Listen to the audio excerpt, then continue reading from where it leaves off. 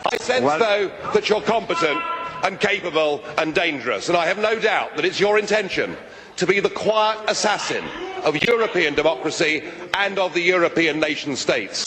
You appear to have a loathing for the very concept of the existence of nation states. Perhaps that's because you come from Belgium, which of course is pretty much a non-country. Okay, so in layman's words, I mean, you're not exaggerating. This is even in the newspapers all over Europe. The EU is this predatory bureaucracy globally setting up carbon taxes, 45 trillion. You even have fissures within the EU with some of the moral people. The 47-member health board with Wolfgang Wodarg came on the show and said they found out that the EU and the UN were literally getting money from Big Pharma to all of their heads, bribes to lie about the swine flu. So it's just all a giant global corporate system, corporations coming in, banks coming in, and using this government holding company to literally engage in piracy. Yeah, it all fits together, doesn't it? Hand in glove. You know, the big businesses, the bureaucrats that have the sole right to make laws.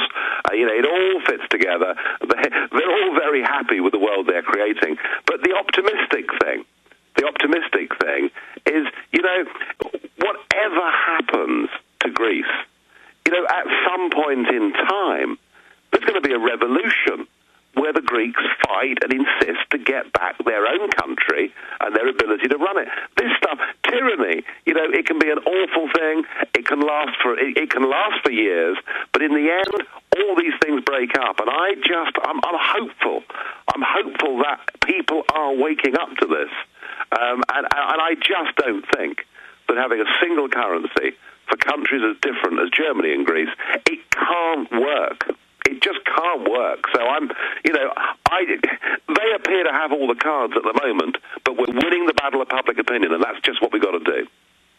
Philosophers have said it many different ways, but to paraphrase it, adversity makes men, and easy times makes weak passive people. And because our ancestors fought so hard in England, the birthplace of the Magna Carta, and in 1776 and 1789 here in the United States, which was the light of liberty for the world, the model against feudalism and all the forms of tyranny and slavery, people got fat and decadent. Now the pendulum swung towards tyranny, and it's creating that awakening and that rediscovery of freedom. And you calling him out, not letting him be the quiet assassin, is devastating them, and they look very afraid of you.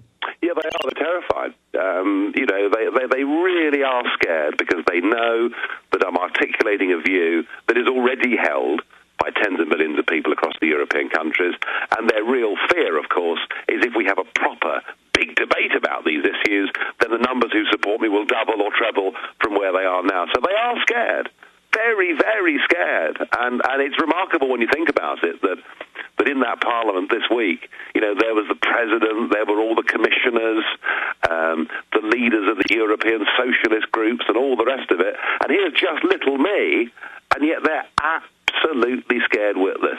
So I'm going to go on scaring them, even if I have to have a short holiday away from the parliament because they suspend me. Let's talk about his global government comments, because he's really out in the open. You said this week, and I saw it in the news, he's just spouting off about what they're going to do with our lives and how they rule us. Specifically, what was Van Rompuy saying about the global government?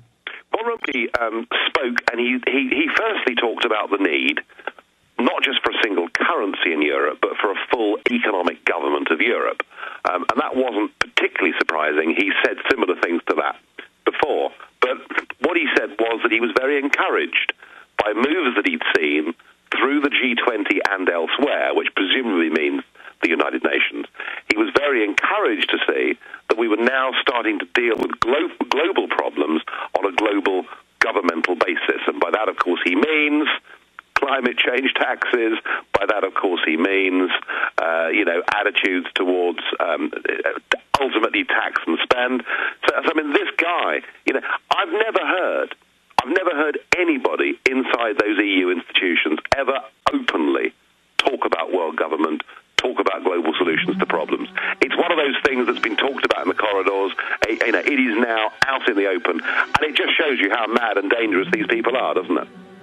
They're making their move. Nigel Farage, a UK member of the European Union Parliament, will be with us on the other side. We'll give you his party's website. They control the right and the left in England. This is the only real party that has a chance and is winning seats everywhere and really starting to scare the system. We'll be right back.